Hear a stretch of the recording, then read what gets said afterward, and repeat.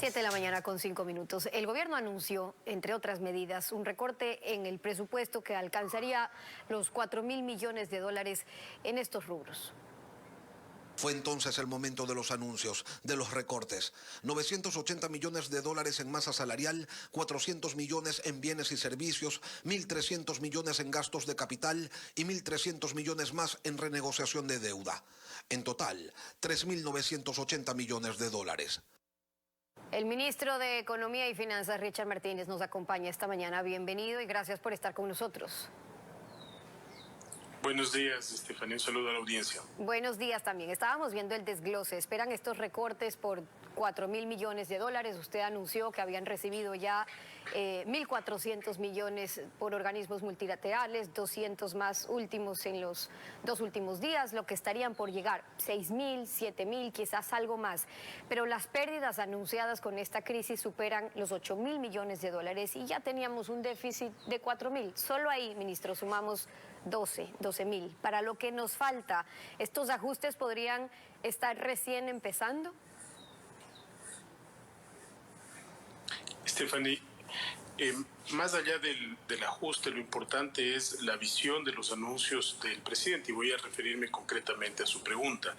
Por un lado, hay una reducción necesaria en este momento en función de una caída muy fuerte de los ingresos, un proceso de optimización del manejo de los combustibles para favorecer tanto a los ciudadanos cuanto para evitar que el Estado siga teniendo más pérdidas y un programa de reactivación productiva que tiene que seguir creciendo, pero que tiene una clara ruta de acción. En cuanto a lo que usted mencionaba, hemos planteado esta meta de 4.000 millones de dólares y cualquier cosa que genere más eficiencia o cualquier decisión que genere más eficiencia tiene que ser tomada. Por lo pronto, este es el conjunto de decisiones que tienen que implementarse, pero hay un proceso de reestructura general, por ejemplo, en territorio, o de reestructura general también a nivel de los distintos estamentos dentro de cada ministerio, en donde se repiten muchas veces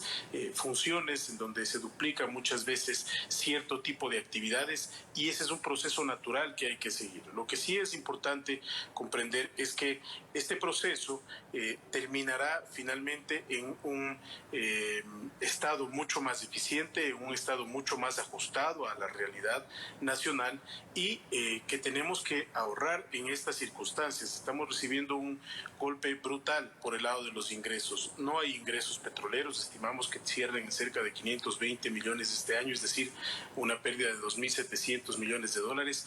Los ingresos tributarios, por ejemplo, la recaudación de IVA en el mes de abril ha caído cerca del 40%, fruto del confinamiento. Esperamos que se empiece a reactivar esa recaudación ahora que se reabre la economía, pero esta es la situación que vive. Claro, y aparte de eso tienen nacional. 900 millones menos, que era lo que esperaban recaudar con los impuestos o con las contribuciones solidarias que tenían planteado en los proyectos y no se aprobaron. Ahora, por eso viene de la mano otras medidas estructurales, dependiendo cómo se las apliquen, como la focalización de los subsidios. Este sistema que han anunciado para liberar los precios de los combustibles, que incluye bandas, un piso y un techo. ¿Cómo van a hacer cuando aplique el subsidio? Es decir, cuando el precio supere al techo. ¿Cómo van a hacer para que se acceda al subsidio o cómo lo van a focalizar más bien para que los que tengan que seguir subsidiados sigan recibiéndolo cuando aumente el precio? Claro, el objetivo estructural, Stephanie, es cambiar el método del subsidio. Un subsidio no es malo o bueno por ser subsidio. Si un subsidio es temporal, si un subsidio es focalizado, si un subsidio va a las personas más pobres, ese subsidio hace sentido, porque es una transferencia de recursos hacia personas que no tienen. Lo contrario sucede con los combustibles, no hay discriminación, es el precio el que está subsidiado. Entonces, si es que una persona de altos ingresos consume ese producto subsidiado, igual se beneficia y eso es injusto. Por eso, la banda que bien usted ha mencionado cumple un rol importante en este mecanismo para no afectar de manera desmedida al Estado ni al consumidor, hasta poder ir transitando a un esquema de que se calibra con el precio internacional. Entonces, Dentro de la banda, que es una banda móvil, se mueve el precio en función de lo que vaya fluctuando el precio del petróleo. Pero asumamos por un momento que el precio del petróleo se incrementa en 60%. No es posible un incremento al consumidor inmediato del 60%. En consecuencia, esta banda dice el incremento máximo podría ser del 5%. Asumamos que el precio cae en un 40%. Tampoco se permite una caída brutal del precio y se amortigua con esta banda. Son mecanismos que funcionan en otros países. Ahora, si supera la banda, que es lo que usted decía, el Estado en esa parte, mientras dure este mecanismo de bandas, va a tener que subsidiar. Y en el caso de los instrumentos que tiene que utilizar, pues bien, están definidos en protección social, es decir, que las personas que menos tienen reciban una transferencia monetaria adicional, y también en el caso del servicio público, sobre todo transporte público, en donde no se puede permitir un incremento de los pasajes. Y para eso hay instrumentos, pero es prematuro. Y ese último instrumento para el transporte público estaría definido, porque finalmente ahí es donde importa, es decir, cuando ya se aplica el subsidio, ¿cómo lo van a hacer? Entonces, uno, para los estratos sociales más afectados, entonces usted habla con el bono, no con el bono, pero la protección social que se aplique. Y para el transporte público, entonces, ¿cómo harían esa compensación? Sí, este mecanismo está diseñándose, Stephanie, pero lo importante es que en los próximos meses no vamos a ver una variación sustancial de los precios, lo cual da el margen para que este mecanismo se pueda perfeccionar. Hay algunas alternativas, pero el objetivo es claro, que no se afecte al transporte público. Y en ese caso, lo que sucede es que, dado que los precios están bajos, no vamos a tener una fluctuación fuerte. Claro, pero eso es ahora, ministro. Yo pregunto sobre el cómo, porque de eso dependerá realmente la efectividad del sistema. Este sistema de bandas le permite al gobierno fijar, como usted bien explicaba, a partir de qué monto es ya el límite, el techo, y aplica el subsidio. Pero lo podrían poner, por ejemplo, más alto o cambiar también, y ojalá no, según las necesidades fiscales del gobierno, o peor aún, según las necesidades políticas. Y por eso de este o el siguiente gobierno dependerá qué deciden, cuándo recaudan y cuándo subsidian. Stephanie, hay un mecanismo muy importante que es la transparencia, un concepto muy importante que es la transparencia. Por eso el decreto, aun cuando es un poco tediosa la información que se ha dispuesto ahí con las fórmulas y los cálculos, etcétera, tiene esa virtud. El decreto establece con exactitud cómo se determina esto. Entonces no va a quedar a discreción de una institución, queda en un decreto, que igual eso corría el riesgo con cualquier gobierno porque los precios se fijan por decreto, pero es un mecanismo de transparencia. Que el método de cálculo esté en el decreto es una disposición y es una decisión presidencial. Entonces eso hace que se blinde el mecanismo. A futuro, si es que ya logramos que esta banda se vaya acoplando de mejor manera al precio internacional, obviamente el objetivo es que esa banda quede solamente como un referencial, como hacen otros países, para amortiguar los precios. Pero creo que lo importante de esto es el cambio del hábito y de garantizar que hoy, fíjese usted, que los consumidores puedan hacer este match entre el precio del petróleo y el precio del combustible. Hoy, ventajosamente, ya está bajando ese precio. Con eso, claro, ministro. No es la primera vez que el gobierno anuncia un plan de austeridad o su intención de reducir el tamaño del Estado o eliminar estos entes inútiles, pero luego los toma tiempo o termina siendo una reducción pequeña. Digo pequeña para lo que significa el gasto o la masa salarial. Hoy creen que es importante reducir más, cumplir con lo anunciado también para mejorar la imagen del país. Sin duda, Stephanie, son procesos que van tomando su tiempo. Lo importante es que la dirección sea la correcta. Por ejemplo, hay una cifra que nosotros destacamos todo el tiempo, que es el nivel de la masa salarial desde que inició la dolarización. Todos los años venía creciendo, absolutamente todos, en todos los gobiernos, hasta el año 2019. Año 2019 en donde existe un cambio de tendencia porque ya se reduce ese nivel de la masa salarial. Es el primer año en dolarización donde se rompe la inercia, que es muy fuerte de romper, pero además de romperse esa inercia que llevaba 300, 400 millones de dólares de crecimiento anual, se reduce la masa salarial en más de 200 millones de dólares. Es decir, hay un quiebre estructural. De ahora en adelante, los procesos de optimización tienen que seguir garantizando que eso se dé. ¿Por qué? Porque el PIB va a ser menor y en consecuencia, la proporción del Estado, aun cuando reduzcamos en valores absolutos, puede seguir siendo la misma a la de años anteriores, pero el hecho de que tengamos cada vez un menor peso de masa salarial nos va a permitir crecer más porque vamos a poder destinar esos recursos hacia otras actividades, hacia inversión desde el punto de vista del Estado en infraestructura, por ejemplo, o inversión claro, y también en actividades cuánto pueden primarias. hacer esas reducciones, porque si bien en la curva uno ve, ministro, en efecto, que deja de crecer, cuando baja tampoco es que baja tanto. Es decir, de enero a mayo, por ejemplo, hicieron el recorte de que un 4% en masa salarial, ¿eso qué le significó? 300, 400 millones al presupuesto. Si hoy gastan 8.500 millones de dólares en sueldos, un 4% pues sigue siendo poco si estamos hablando de austeridad. Ahora,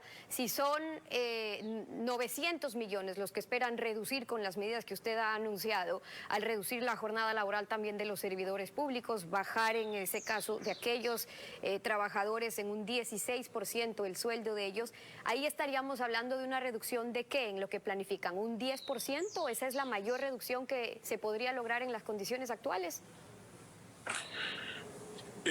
Sí, Stephanie, porque hay que atender una realidad también. Hay sectores que, de hecho, han sido excluidos de esa decisión, que en este momento son actividades que están en territorio, que están garantizando la seguridad de las personas, que están garantizando la salud de las personas en el día a día, y esas actividades hoy son sensibles, pero si computamos esas actividades dentro del costo total de los gastos de sueldos y salarios del gobierno nacional con otras compensaciones, estamos hablando de cerca del 70% de la masa salarial. Si sumamos a Educación y al Ministerio de Inclusión Económica y Social, que también están en territorio garantizando que las personas tengan, por ejemplo, alimentos, en el caso del MIES, que igual va a tener que hacer un proceso de optimización, estamos hablando ya casi del 85% del total de la nómina. Entonces, esto es muy importante porque cada vez el proceso de optimización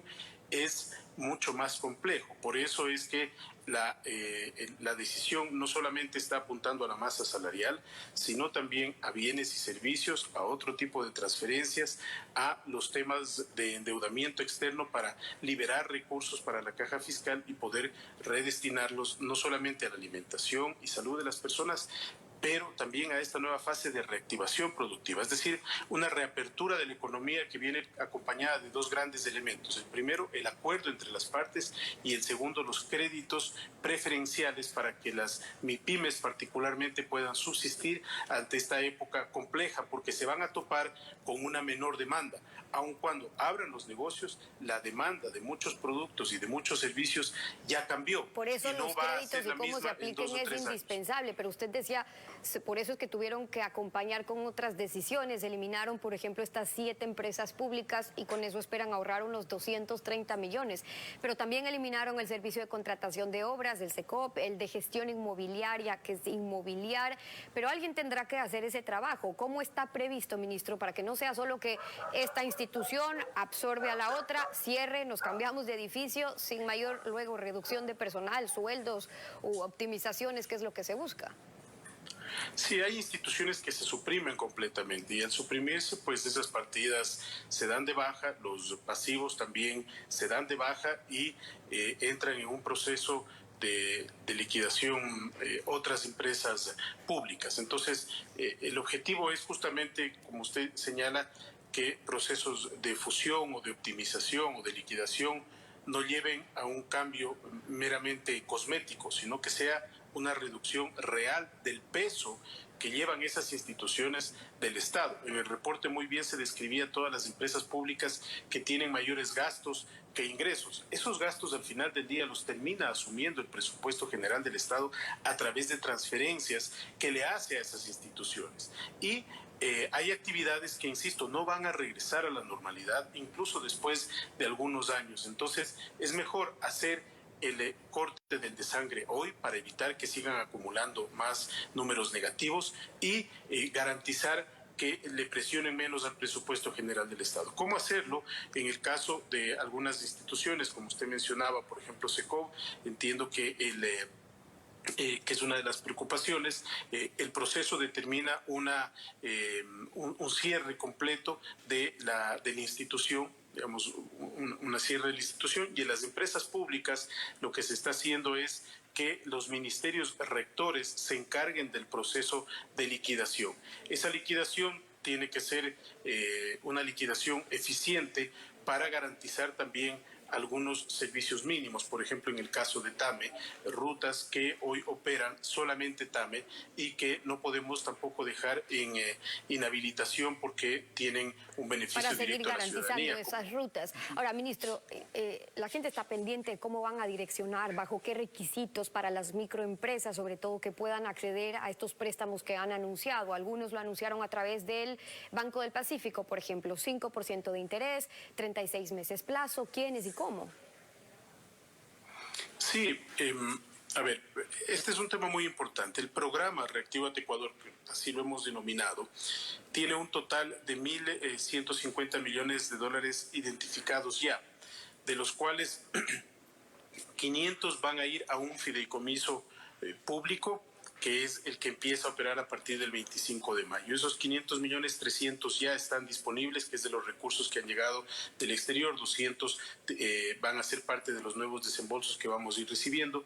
Adicionalmente tenemos 260 millones de dólares de un crédito que ya se negoció entre Banco Mundial y CFN para apoyo a microcrédito, y luego tenemos un crédito del BID que es de 100 millones de dólares aproximadamente para MIPYMES también. Y adicionalmente tenemos 300 millones de dólares de la DFC, que es la Corporación Financiera del Desarrollo de los Estados Unidos, que eso va por vía privada, lo otro va por vía pública.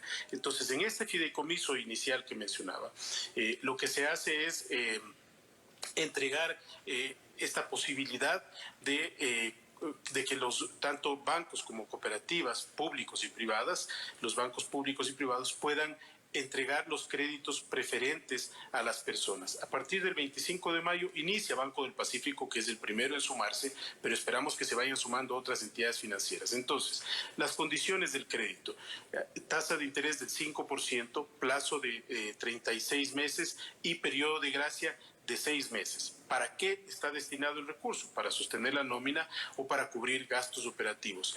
El monto depende del tamaño de la empresa y la capacidad de aplicación, o mejor dicho, el método de aplicación es un método muy ágil. Las empresas tienen que, ya vamos a empezar a promover toda la información para que se vean los requisitos, que son mínimos, es una aplicación directa. Obviamente el banco tendrá que soportar aquellas empresas que tengan capacidad, no que no estén afectadas, porque todas las empresas han sido afectadas, pero que al menos tengan capacidad antes de pago. del COVID no hayan tenido un problema estructural. La Asamblea les aprobó ya los 2 proyectos urgentes, pasa a manos del Ejecutivo, que aún podría hacer un veto modificatorio, pero no están previstos mayores cambios. ¿Cuándo lo van a pasar? Estamos en el análisis, Stephanie, estamos recibiendo las observaciones de los distintos ministerios. Yo quiero destacar la voluntad, como lo mencioné en redes sociales el día de la aprobación, la voluntad política para promover estas 2 normas. Fue un consenso complejo de conseguir, sí hubo mucho debate, pero al final del día llegamos a un consenso. Entonces, cualquier posición que lleve a perfeccionar uno de esos textos tiene que ser dialogada previamente con aquellas bancadas con las cuales se encontró un consenso para garantizar que puedan permanecer esos consensos. Creo que es prematuro este momento hacer algún anuncio al respecto, porque el presidente tiene que hacer un análisis integral de dónde están las principales observaciones, y desde el punto de vista tanto económico como político, hoy hay que poner esas 2 cosas en la balanza, ver si es que corresponde el veto y en qué medida corresponde. Como insisto, el objetivo mayor es preservar esta consolidación de enfoque hacia los objetivos grandes que están en esas 2 leyes. Por un lado, el orden, la transparencia y la disciplina fiscal, y por otro lado, el acuerdo entre las partes y beneficios a los ciudadanos. El ministro de Economía y Finanzas, Richard Martínez, acompañándonos hoy en Contacto Directo. Muchas gracias por haber estado con nosotros. Muchas gracias a usted.